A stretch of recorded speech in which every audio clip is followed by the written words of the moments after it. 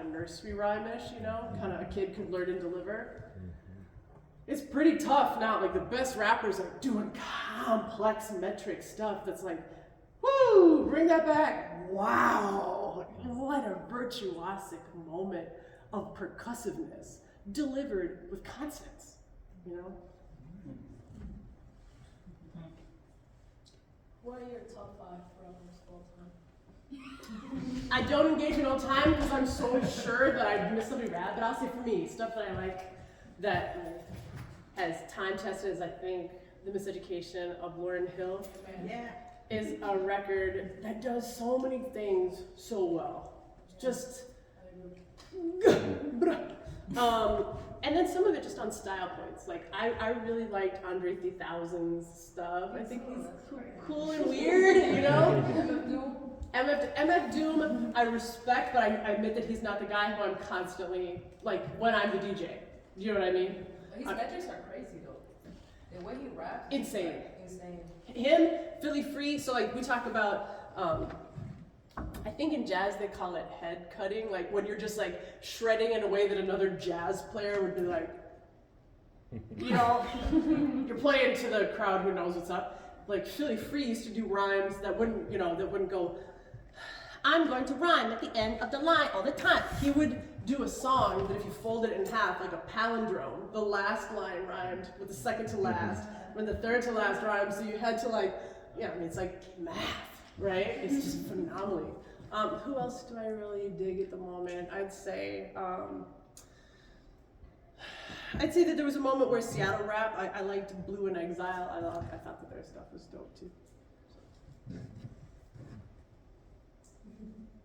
Talk to us a little bit about your collaborations with the Minnesota Orchestra. You talked earlier about the lack of gatekeeping in slams, but just as far as breaking down some of those barriers between Western trained musicians and hip hop artists, how did that come about? What was it like from both sides? Yeah. So I will be the first. Okay, so I had the opportunity to play, I think my first show with the Minnesota Orchestra something like 6 years ago. And I just want to give credit where it's due. That was their idea. You know what I mean? So I wasn't like, let me get a shot, coach, like put me in. I got an email and I was like, is this real? This ain't real, you know? And when I had my first meeting with the Minnesota Orchestra, I brought a PowerPoint. And I said, you know, we were all around a table at Orchestra Hall, so it's fancy, you know? And I was like, well, my guess would be that part of the reason that you would want a rapper, you know, someone in my genre to come and visit and to play your stage is in part because you're hoping to invite new audiences. The demographic could probably use a refresh. And I'd imagine you're also trying to solicit new subscribers, you know, to some of the kind of long-term commitments of the orchestra. And the guy goes, we just want it to be fucking awesome. Oh! Cool! Really? So I was delighted by that. I was sort of ready to, I don't know, I was ready to enter in a world with which I was unfamiliar, and I expected that the rules were really going to change and I was going to have to be on my best, right? And it was really cool to find out that yes, some concessions have to be made by both sides because they are different forms, but that but the invitation was made to come as I was. That's dope. And of course, the thing that we're not mentioning, but is very much, I think, a part of the big conversation is as follows. Classical music, even if you don't listen to it, even if you don't really like it, it counts in our culture broadly as certified smart. It can be, and it's, yes, certified smart, comma, and elitist, right? So if you tell someone, what's your job? And they go, I'm a concert violinist. Oh, that's kind of fancy, and you're smart. And you can say, what's your job? And you go, I'm an MC. We don't automatically confer the prestige, the respect, the presumption of absolute mastery of craft, of rehearsal hours, even though they might happen at different times of day, right? It's just treated really differently. And of course, there's also a big race issue, right? Which is to say, well, what counts as certified smart? Well, for a long time, broadly, right? It's kind of the stuff that white people do really good, right? And if black people or Latin people or Asian people do stuff really, really good, that's a different thing than certified smart. That's a different way to excel or exceed, right? And so, and that's not just a musician thing, that's just all of us in the world trying to figure out how to operate. And all of us, none of us made colonialism, and all of us live in its shadow, so you try to do what you can to reset your head, to reset your life, to reset how you spend the money in your wallet appropriately as we go on, right? And so I think that some of the challenge in the past has been, there are differences, like between audience expectations at a rap show. That's legit, right? And there are different expectations, even just when to clap. I hadn't been to enough classical shows to know it's actually bad form to clap at some parts in the middle of a movement, or right between the middle of two movements, right? As a rapper, I'm like, anytime you want to give me positive affirmation, I would love to hear that from you, right? So sorting some of that out, who can stand? Now granted, in some ways, they're like, the easy thing would be like, hey, if you feel it, stand up, you know? But hold on now. What if there's people with mobility issues who are right behind you? That's where the mobility, now they can't see the show. So there are a multitude of angles that need to be considered in how to handle this stuff. I think, like, if the legacy of colonialism was really easy to solve, we would have already, right? But I had the opportunity, for example, to travel to South Africa with the choir, begin again with the orchestra. I met a choir there who I work with today. You know, I got to meet Ladysmith Black Mambazo, who sang on the Graceland Paul Simon record 3 nights ago. How we handle those relationships are fraught. They're complicated, and there's a legacy that none of us wrote and all of us carry. And there are missteps to be made. And there's progress to be made, too. So I think the orchestra is aware of that. I'm certainly aware of it. And also, just to say the other thing that's obvious in the room, I'm not a black artist who's doing black art, right?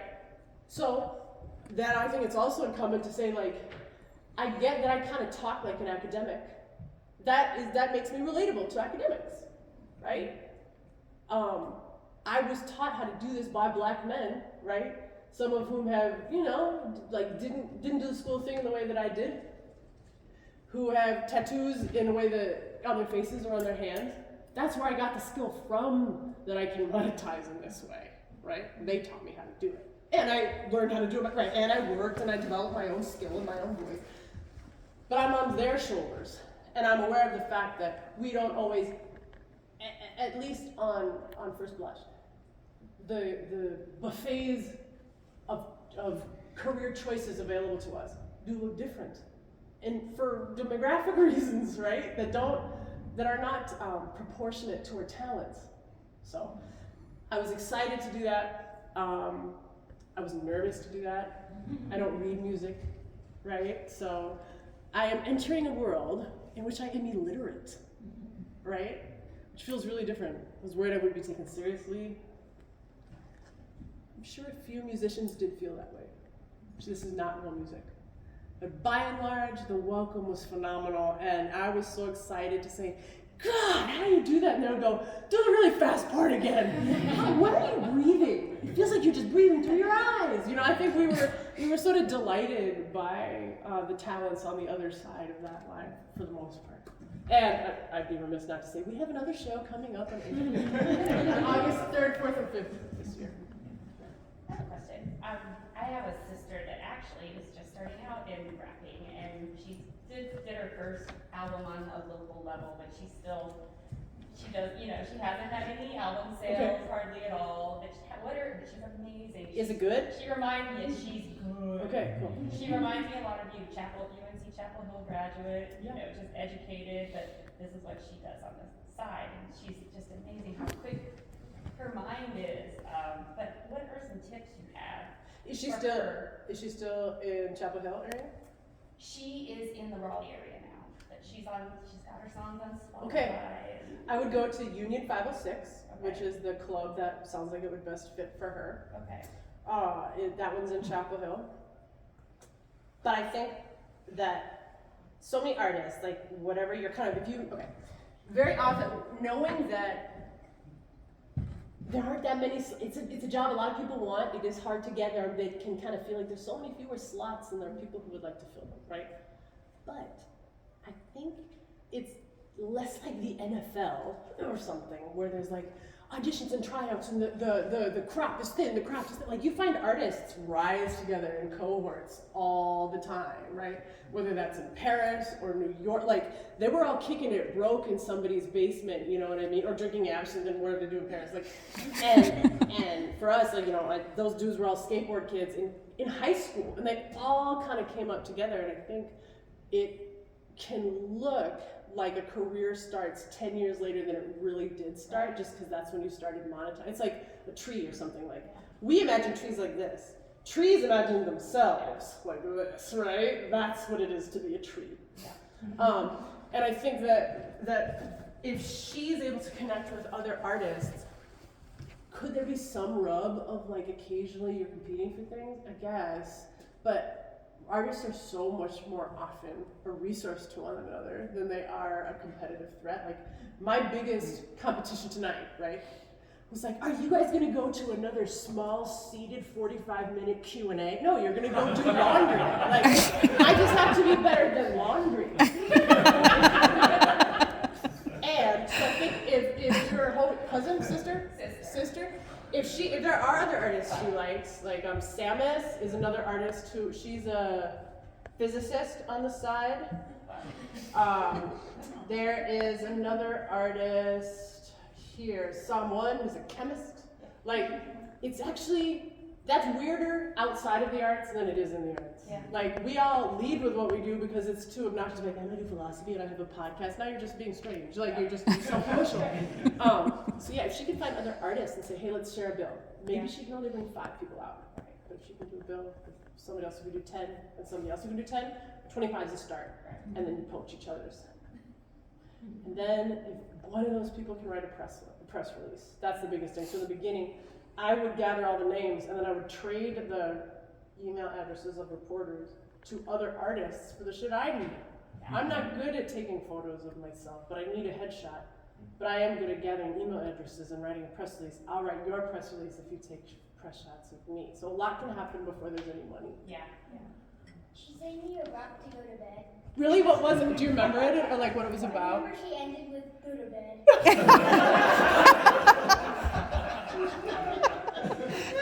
I love it. I really love it. When you think of like the content of your writing, like I feel like in English, well, I'm not from here, we're not from Minnesota, but I think like in English sometimes when you talk about certain like love, I feel like love is a big topic in a lot of rap, right? Like a lot of generational trauma, and just trying to break those cycles and like bring love in. So, but in English it's really just one word for love, which is love, right? Pero en español tienes amar, Right. querer, Yeah, you tiene have todo. so Yeah. many, right?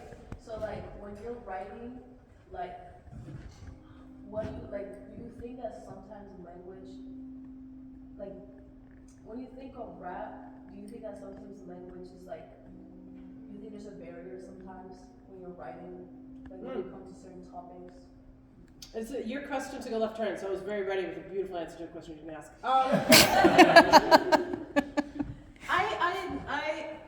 I will say this. To me, it doesn't feel that way, but I could see legitimately like it would. The way it feels to me, I think, is that like the lens through which I understand life the best is words. That's not true for everybody, you know? A dancer, I cannot imagine the kinesthetic intelligence that my clumsiness isn't just accidental, it's stupid to them. That's just physical stupidity, the way that you're bashing into your own refrigerator again, you know? The way that one of my like collaborators, Abby Wolf, like she's so color sensitive and so like the physical features of her world are just like enormously important to remember. And I remember I would tease her on tour because, forgive the French, but I remember coming down to like the hotel lobby, which is always like okay, everybody get in the van, and I'm always like half dressed and I'm pulling my suitcase and it's unzipped and it's a very hectic time of the day. And I would go, there she is, and it would just be Abby ass up in a plant.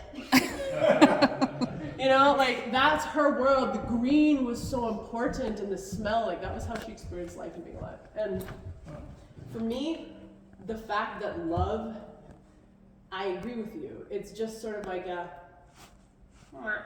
word. Yeah, I feel like it's overused. I do too, but I do too. But I think that the whole point is like, it's uninteresting for me to report that you love someone. I have to demonstrate the behaviors of love in the same way that if I were to say, I'm nagging. Okay, well now I know that. But if you want me to care, then we show the woman with mascara licking, who can taste mascara when she goes like that, and you can see the tan line where her wedding ring used to be, right? With her forehead on the freezer in the frozen food section at midnight on a Thursday, because she can't remember what she came for. Not just at Target, but at all. That's heartbreak, right? And so we create the scene and the lived experience because that's also how we actually care. So if I just wrote somebody an email that was like, I am in agony, I just don't think that's going to elicit the same concern that like someone walking by like, oh babe, like Dess, is that you? You know what I mean? Like curled into the freezer section or whatever with like a rounded bag of shrimp. Like our hearts are wired to the expressions, to the muscles, to the vocal reflections of others. That's how we experience emotion in our lives. And so I think the artist has to be expected to deliver that same bodily evidence of someone in the throes of that emotion. So I'm curious, I'm a teacher, but not here, and... Do they know you're here? I'm sorry, what's that? Do they know you're here?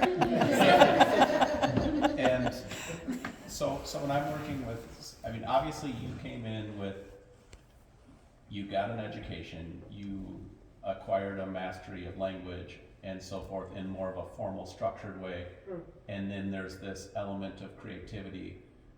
And I have students who are maybe heavier on the creative side, but not necessarily with the structure. I mean, how do you, if you can think of what would be useful for people coming up, and if I'm the one who's trying to bring that about, where do you find that balance between helping kids to get more of that structure while at the same time not limiting the creativity or hearing their voice? Yeah, I mean, so I used to teach both like creative writing and then just like a super quick and easy, dirty, like just enough business writing to like get your thing done. You know what I mean? To like send your email, try to get your press coverage, whatever. I would say two things. I would say I did have an education that was structured. I think for me, a lot of the creative education though happened outside of school in the way that most education until 200 years ago happened to. Like learning in square boxes, which I do well. I like school, I like academia, but it's a weird way to be a human being until very, very recent history, you know, as far as a gen pop education. Most of us learned in what we might call like an apprenticeship model. I follow you around and you teach me what to do, or I quietly copy you while you're not looking, you know? So for me, like, I didn't know what a measure was or a bar, you know, or a snare drum. By the time I was already on stage rapping, I learned that later because someone was like, you know, that's a 64 and a half verse. let's figure that out. But I would say that in my experience as a teacher, and you might have success in different ways. One is to say, hey, if there's, I don't know, half a dozen skills or whatever that we're mastering, these are not impositions where you have to do these things good to make your stuff good. You might invent a way, you might invent the seventh thing. I don't know that, but it would be good to at least be fluent in these 6 in case they can help you on your way. So it's sort of like toolboxing instead of saying, I'm your co-pilot, or worse, I think, I'm your navigator. It's like, let's develop some facility with these exercises to get a few skills down. So if you need them, you got them in your back pocket. And then I think most importantly though, it's like, I remember at this institution that I taught called McNally, there was a theory, it was really, there was a class that was really tough for all of the hip hop majors. It was one of the first institutions in the country that had a degree in hip hop. CNN came, did these big stories about it. Then the students weren't passing. This looks really bad. It's complicated for all the same reasons the race stuff was before. Cool. Now we got these people interested in hip hop and they're not passing the other recs. Like, this is a serious academic problem. When we looked at the music that was being taught in the theory class, there's no cool song. Like, I also wouldn't want to learn how to play keyboard and notes if all I ever got to play was music that I didn't like. The whole point of it is to play music that moves you and that you like. So if you can say, hey, here's some half a dozen skills, and then pick the examples of people doing that well that you know that they already like. For me anyway, that was really important. Nobody cares about assonance and alliteration until you go, oh, or, I mean, this is dated now, but like, oh, that's why that Katy Perry song is dope. Like, baby, you're a firework. Generation before that, she's a brick, right? Wow. Oh, that's what metaphor is. That's how that does it. That's what makes these choruses dope. Now I care what metaphor is, you know, because I can get what I want by learning how to do it. So if that, does that, Yeah. you know?